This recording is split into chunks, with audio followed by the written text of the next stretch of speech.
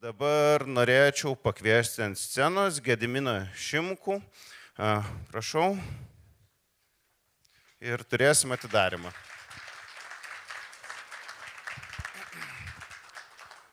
Taip, tai ačiū, kad atėjai pas mus. Tikrai visą džiaugiuosi, kai turiu tave šalia. Tai dabar pakalbėsim apie daug dalykų ir noriu paminėti, kad šitas mūsų pokalbis yra transliuojamas gyvai, prieinamas visiems. Kiti pokalbiai jau nebebus prieinami visiems, bet šį galite stebėti ir galėsite vėliau gyvai, ne gyvai, bet vėliau galėsite pažiūrėti įrašą visiškai viešai. Tai gerai, gal pradėkim, nuo bendrų dalykų, nuo to, kur tu pats dabar, kur tavo daugiausiai fokuso, kokios tau temos šiuo metu yra aktualiausios, kur tu daugiausiai dirbi ir žiūri. Tai pirmiausia, laba diena. Ir iš tikrųjų, mes su Tautvydu kalbėjome prieš renginio pradžią, dar tik porą minučių ir sakiau, ar bus pilna salė. Šiaip be galo malonu matyti pilną salę. Tai vienas dalykas. Ir aš savo turiu atsakymą, kad Lietuvoje, šiaip tai čia turbūt galbūt ir galėtų būti dalis atsakymo. Lietuvoje pilna salė sutraukia dvi temos. Pirma, kaip suprantu, investavimas. O antra tema yra nekilnojamas turtas. Beje, neužilgo kitą savaitę bus Lietuvos banko nekilnojamo turto konferencija, tai labai kviečiu tenai apsilankyti ir bus daug įdomių dalykų. Klausimas yra iš tikrųjų labai platus, ne? Tai turbūt maždaug klausimas yra, kur yra tie arba Lietuvos banko, arba mano kaip Lietuvos banko valdybos pirmininko prioritetai. Ir aš pradėsiu galbūt nuo temos, kuri yra artimesnė šitai auditorijai. Viena iš tų temų, arba viena iš prioritetinių krypčių yra kapitalo rinkos plėtra. Iš tiesų reikia pasakyti, kad mes pasiekėme Lietuvoje šiaip įspūdingų rezultatų ir nereikia to bijoti pripažinti. Svarbu užfiksuoti sėkmę ir nusibrėžti gaires į ateitį. Tokio augimo pirminį obligacijų rinkui, tiek emisijų apimtimi, tiek ir sutelktinio finansavimo apimtis, kurios sukasi apie 300 milijonų eurų. Galbūt tai nėra labai įspūdingi skaičiai, lyginsime su bankų kreditu, bet tai tampa rimta paspirtimi, ypatingai tam sektoriui, jam sunkiau pritraukti bankinį kreditą. Tai kapitalo rinkos plėtra ir čia dabar perinu į labai svarbį akcentą. Kapitalo rinka prieinama mažmeniniams investuotojams, tokie, kokie esate, kokia esate šitą auditoriją. Tai yra labai svarbu, nes investavimą gali pradėti susigundęs kripto kainų augimu. Kaip turbūt dažnam nutikę yra, ne? Ir dėja, bet nusivylimu, žinau Tautvydo nuomonę, jis mano, kad visai neblogai kartą sudegti, bet kai kartą sudengi, nelieka pinigų investicijoms. Bet žymiai geriau investavimo kelionę pradėti nuosekliai ir lipti į viršų, kaip yra mokykloje, pradedi nuo A, paskui B, C ir galbūt kažkada pasieki Ž. Tai čia vienas dalykas yra iš tikrųjų apie ką kalbu, tai apie mažmeninį instrumentą, kurį išleidžia valstybė, kuris yra prieinamas mažmeniniam investuotojui, nes mažas nominalas, patrauklios palūkanų normos, tu jį gali parduoti, kitaip sakant, jis yra antriniai rinkoje parduodamas, taip gali neužsišaldyti pinigų. Kažkas pasakys, kad yra ta gynybos obligacijos ar taupimo lakštai, bet tai nėra visiškai tai, apie ką aš kalbu, ir tai yra limituotos emisijos. Tai turbūt vienas dalykas. Antras dalykas, tai kapitalų rinkos plėtra, jeigu plačiai. Taip. Antras dalykas yra ekonomika, be jokios abejonės. Turbūt mes aptarsime plačiau, bet pinigų politika, kuri pasiekė po tam tikrą lūžio, gal ne lūžio, bet tokio infliacijos piko ir iš tikrųjų ryžtingų pinigų politikos priemonių dabar yra toks laikotarpis, kur klausimas, kas toliau labai yra svarbus, tai ekonominė analizė. Na ir trečias dalykas, jeigu reikėtų išskirti, man dabar į galvą ateina finansinis sukčiavimas. Tai mes iš vienos pusės labai džiaugiamės stipriu Lietuvos finansinio sektoriaus tokių inovatyvių proveržių. Atsirado daugybė verslų, mes turime momentinius mokėjimus ir kitas reikalingas finansinės inovacijas. Bet iš kitos pusės yra kita medalio, kita monetos pusė. Skaičiavimo pajėgumo augimas, dirbtinio intelekto atsiradimas, tie patys momentiniai mokėjimai, jie labai palengvino blogai nusiteikusių asmenų darbą. Aš turiu menį sukčiavimą. Ir sukčiavimo apimtis Lietuvoje yra aukštos, per aukštos. Mes įsikėlėme nulinį sukčiavimo tikslą. Čia suprantam, kad tai yra neįgyvendinama ambicija, bet mes su tuo labai aiškiai sakome, mes netoleruosime finansinio sukčiavimo visiškai, taip, ir visomis priemonėmis bandysime jas užkardyti. Tai kodėl aš apie tai kalbu? Nes tai yra, tai taip pat susijęs su to, ko jūs darot. Finansinis sukčiavimas yra labai tokia įprastinio finansinio, gal pakankamai paplitusi finansinio sukčiavimo sritis ir vėlgi, tu jeigu praradai visus pinigėlius, neturi ką ir investuoti. Tai aš šitus 3 dabar dalykus išskirčiau. Turbūt tęsim nuo vieno iš tų 3 šiek tiek, nes pats paminėjai monetarinę politiką. Aš žinau, kad tu labai ribotai gali kalbėti apie tai, ką jūs ten kalbat susirinkę už uždarų durų, bet gal rinka tiesiog, čia vėlgi vieša informacija, pažiūrėjus rinką jau tikisi, kad palūkanos nebemažės, kad mes pasiekėm, sakykime, new normal, jeigu galima tai pavadinti, ir kad Euriboras ten tarp 2-2,5, jisai bent jau dabar, kiek mačiau, prognozuojamas bent metam grubiai į priekį. Tai kaip taip, jeigu bent aptakiai iš tolo galėtum į šitus dalykus replikuoti, ar rinka turi pagrindo, tas rinkos lūkesčiai, ir kaip pats matai, kas galėtų pakeisti tą trajektoriją arba tą status quo, kuriam dabar esam? Tai rinka dažnai yra labai sumani ir gerokai greičiau interpretuoja duomenis negu ekonomistai, nes rinka balsuoja realiais pinigais, o ne modeliais ir skaičiukais ar tekstų popieriaus lape. Tai tą reikia suprasti. Bet ir pačios rinkos nuomonė keičiasi. Ir jeigu pažiūrėtume, kokie, pavyzdžiui, rinkos lūkesčiai buvo rudens pradžioje ir kokie dabar, mes matysime, kad tai pasikeičia. Kitaip tariant, kad ekonominė aplinka ir ekonominė informacija keičia tiek prognozes, bet tiek ir pačius rinkos lūkesčius. Arba kitaip, jeigu tu žiūri iš pinigų politikos darytojo perspektyvos, rinkos lūkesčiai yra viena iš informacijos dalių, kurią tu vertini. Taip. Dabar taip. Antras dalykas yra, kad įvairios ir įvairių institucijų prognozės ir rinkos lūkesčiai tame tarpe ir infliacijos lūkesčiai rodo, kad vis tik mes matome vidutinių laikotarpių infliaciją esančią kažkur tai ties apie 2%. Kitais metais šiek tiek mažėlesnė negu 2, ten 1,5-1,6, paskui ūgtelė iki 1,8, 1,9, čia yra įvairių institucijų prognozės, iki 2, po to 2028 dar nelabai aiškus Europos centrinis bankas prognozės turės gruodžio mėnesį. Bet kitos institucijos irgi indikuoja, kad tai yra apie tenai. Kitaip tariant, kad eurozonoje infliacija yra labai arti tikslinio lygio. Todėl jeigu ir mes kalbame apie pinigų politikos pokyčius, ir tas būna diskusijos, čia reikia, nereikia, daug, taip toliau, iš tikrųjų mes kalbame apie tam tikrą kiekvieno matymo geriausią sprendimą. Bet tai mes nekalbame apie labai didžiulius skirtumus, mes kalbame ten, ar tai turėtų būti 2% bazinė palūkanų norma ar 1,75. Bet iš tikrųjų tai tas skirtumas nėra didelis, nes turėkime omenyje, iki 2 palūkanų norma sumažėjo, atėjo iš 4%, štai čia buvo skirtumas. Čia buvo to pinigų politikos poveikio sušvelninimas.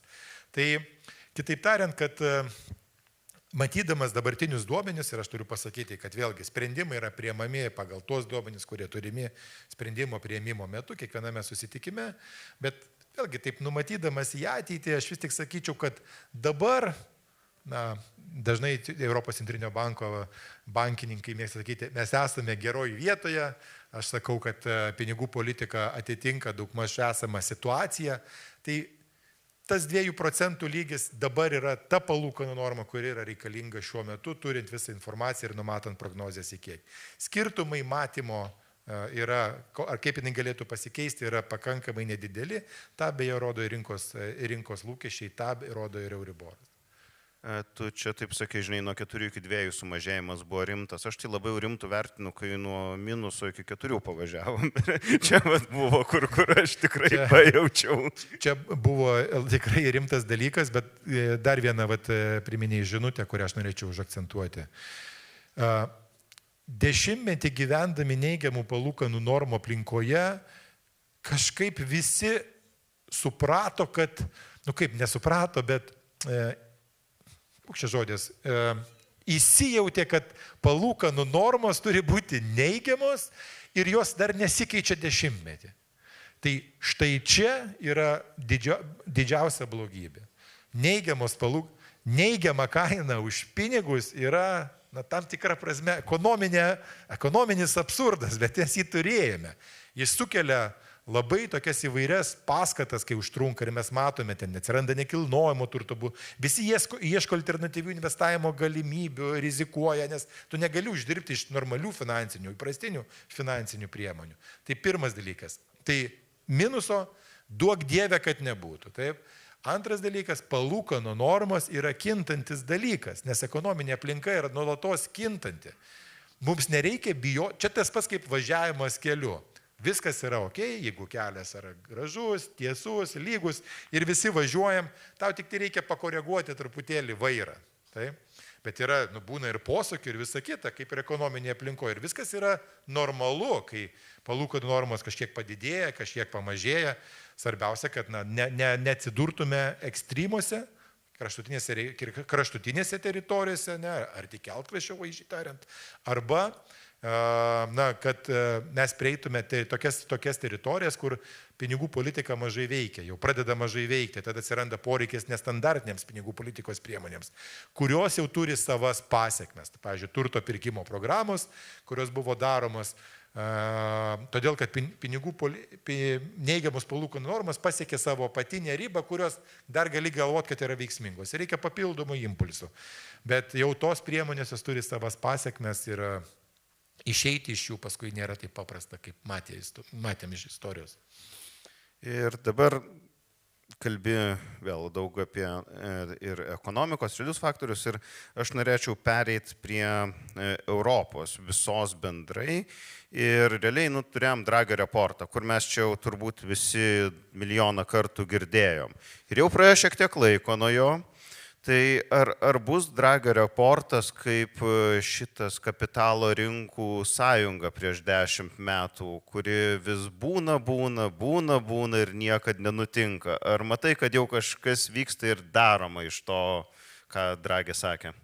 Tai turbūt mes dabar milijoną pirmąjį kartą pakalbėsime apie Draghi reportą. Tai trumpai labai madinga. Be abejo, žiūrėkit,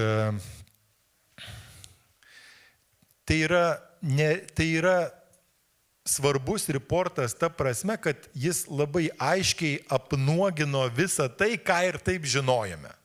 Taip, bet sudėjo į vieną vietą, gražiai sukompiliavo ir iš tikrųjų labai gerai pateikė. Tai šita prasme tai yra ir pateikė receptus. Kokius receptus? Dekarbonizacija, priklausomybių mažinimas, inovacijų didinimas. Taip? Bet iš principo, kas to nežinojo? Ta pasakius, kad progresas vyksta jisai. Žiūrėkite, Europa atsibudo ir investuoja į gynybos pramonę, bet su tuo yra labai smarkios susijusi inovacijų plėtra. Taip.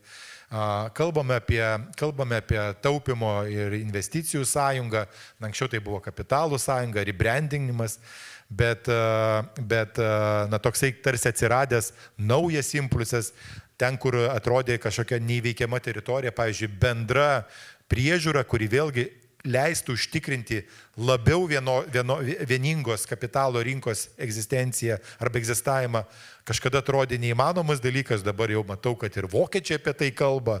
Taip, tai yra sekuritizacijos didinimas, finansinis raštingumas, mažmeninių investicijų investavimo, nuo ko pradėjau kalbėti, skatinimas. Taip. Tai matysim, kad judami tą pusę tikrai taip. Pavyzdžiui, kitas dalykas yra dekarbonizacija. 60 milijardų eurų investicijų į vėjo elektrinės, vis didesnę dalį pasigaminame, beros 40% dabar Europą pasigamina iš mažiau anglės dvideginį išskiriančių šaltinių energijos. Yra, bet ar tas tempas yra pakankamas, ar jis yra pakankamai kryptingas, čia yra klausimas. Taip, ir jeigu mes vėlgi apie inovacijas, apie dirbtinį intelektą, pavyzdžiui, kalbama, galim kalbėti, Europa turi ko pasidžiaugti. Ir čia prezidentės, Europos komisijos prezidentės kalboje buvo minima viena arba kita dirbtinio intelekto įmonė, bet aišku, kad mes šitoj vietoje Europą labai smarkiai atsilieka nuo Amerikos. Ir mane pritrenkianti skaičiai. Ir tai šiaip beje tinka Lietuvai. Mes tą galime abstraguoti Europos Sąjungai, kalbėti, bet šiaip tas pats tinka Lietuvai. Ir nuo ko aš pradėjau. Europa turi 33 trilijonus, dabar noriu sakyti milijardus, bet ir sudvėjojau. Dvigubai daugiau negu BVP investicijų, kurios nenukreipia į savo ekonomikos skatinimą. Bet čia, jeigu aš ateičiau, paimčiau Lietuvą, tai mes turime 20 milijardų indėlių bankuose, kurie bent dalis galėtų būti labiau nukreipti, ne tik, kad pasakysiu, investavimui į Lietuvą. Nes aš suprantu, kad mes labai daug kalbame apie investavimą į kripto, visi susižavėję Nvidia, Tesla ir visais kitais Magnificent Seven, dar kiti investuoja, nežinau, į ETF-us, dar kažką sugalvoja. O kaip dėl investavimo į Lietuvą? Ir va čia yra tas vienas iš prioritetų, nuo kurio aš pradėjau kalbėti. Labai tikiuosi, kad ir įgyvendinsit šitą prioritetą. Čia labai norėtųsi tikrai, kad tie 20 milijardų pajudėtų į kapitalo rinką. Visų nereikia, kad visi pajudėtų. Gali ir visi, viskas gerai. Taip pat finansuoja ekonomikai, tai norėjau pasakyti. Bet yra, jeigu žiūrime paskolų ir indėlių santykį, matyti, kad Lietuvoje tas santykis yra, ypač didžiuosiuose bankuose, tai yra pagrindiniai bankai, kur žmonės laiko sąskaitas, tai laiko savo laisvas lėšas, vis tik ten jis yra, rodo, kad tų galimybių investuoti yra alternatyviai, kad tie pinigai uždirbtų. Ir aš vėlgi, mano tikslas yra ne tik tai, kad būtų investuojama, daugiau to rūpinasi komercinis sektorius pardavinėdamas vieną arba kitą finansinį produktą. Aš rūpinuosi ekonomiką. Mūsų ekonomikai reikia finansavimo, alternatyvaus finansavimo. Ne tik aš džiaugiausi obligacijomis, to negana, reikia rizikos kapitalo. Kad startupai, kad inovacijos, kad progresyvūs dalykai arba tokie, kurių baigtis nebūtinai yra aiški, gautų finansavimą. Kodėl? Nes pasiskolinti tokiems dalykams yra labai brangu. Kažkas turi patikėti tą idėją. O bankinį kreditą apskritai bankai yra mažesnės rizikos ėmėjai. Tai jie finansuoja įprastinius, apivartinių lėšų dalykus, tai galbūt gamyklas, bet tai labiau įsitvirtinusio verslo projektus. Tai apie tai kalbam. Šiaip beje nėra tai blogai. Sutelktinis finansavimas Lietuva, čia galbūt irgi mažokai apie tai kalbam, šitų požiūrių tarp top 5 ES valstybių. Sutelktinis finansavimas yra kapitalo rinkos dalis. Ir čia vėlgi ta viena iš tokių pergalių, kurią džiaugiamės.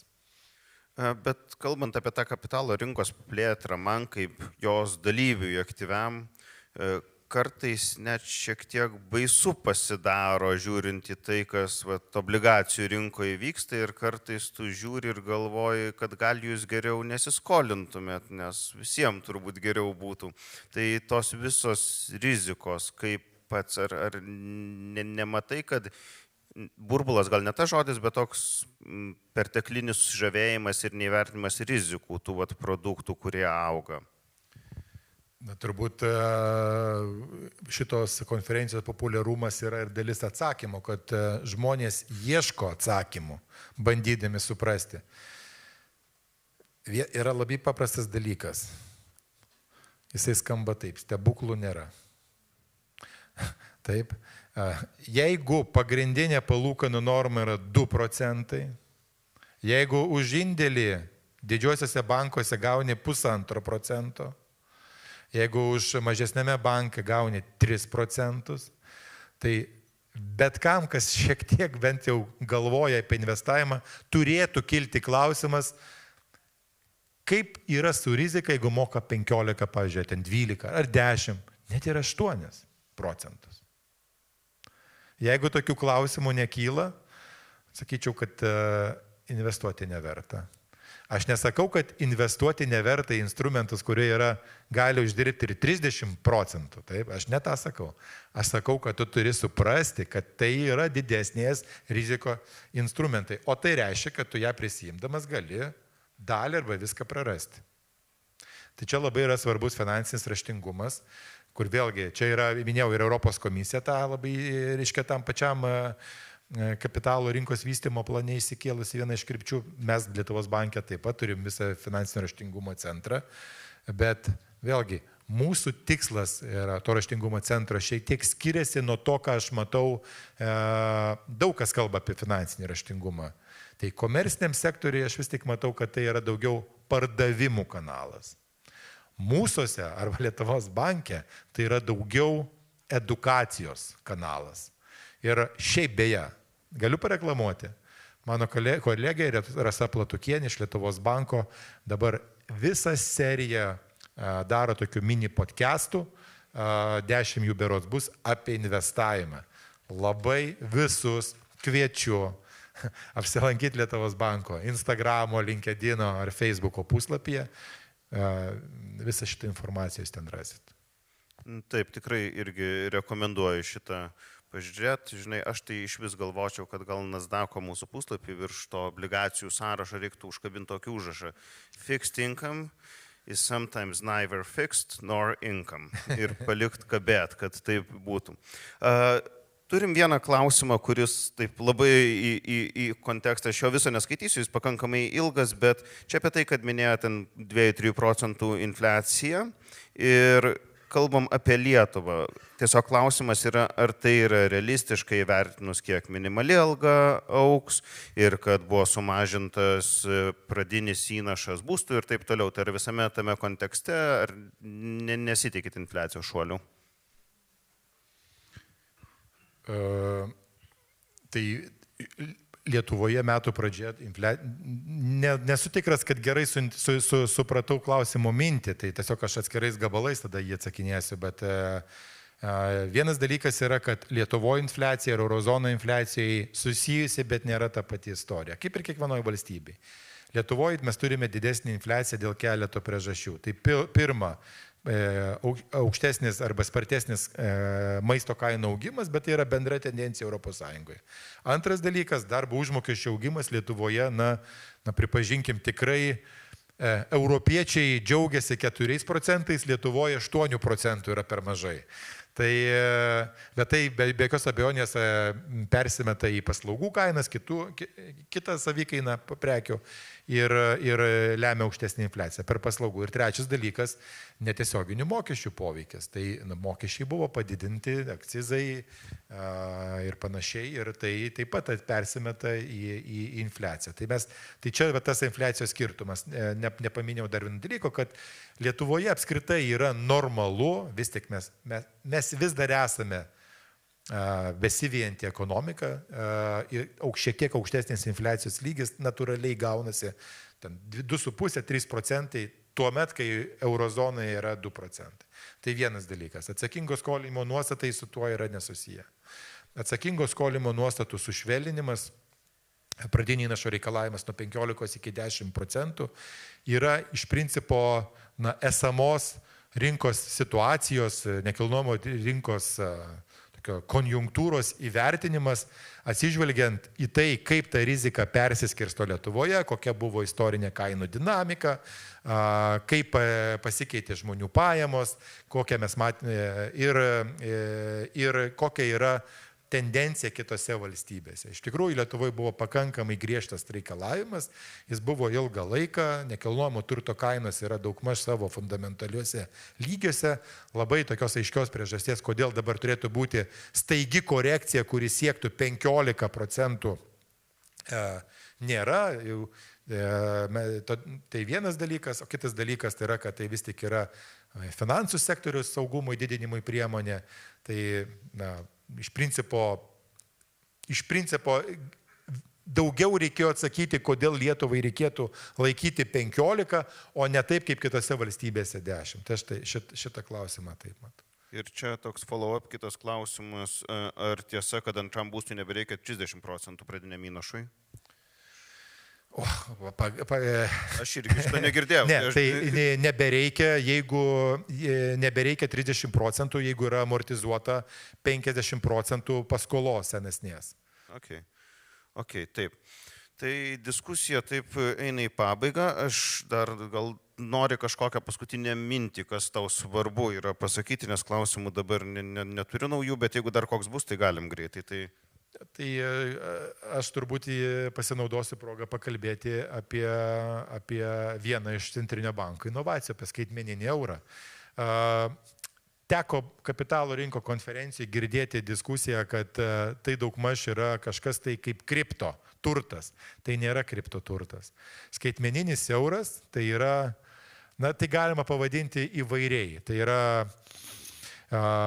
grynieji pinigai skaitmeninėje formoje, grynieji pinigai skaitmeninėje formoje plus, bet iš tiesų tai yra labai, tai viskas tai yra tiesa, tai yra taip, bet ką noriu pabrėžti, tai yra labai svarbus infrastruktūrinis projektas. Lietuvai jis yra ypatingai svarbus. Kodėl? Nes Lietuva yra viena iš tų nedaugelio valstybių, kurie neturi nacionalinės mokėjimo schemos. Apskritai, jeigu paimsime visą Europą, joje dominuoja dvi schemos. Tai yra Mastercardas arba Visa. Tai yra amerikinės mokėjimo schemos, kurios viską suintegruoja. Tai mes turime kalbėti pirmiausia apie Europos strateginę autonomiją, bet skaitmeninis euras, jisai kartu suteikia, jis kartu yra ir mokėjimų infrastruktūra, kuri leis spręsti Lietuvoje keletą dalykų.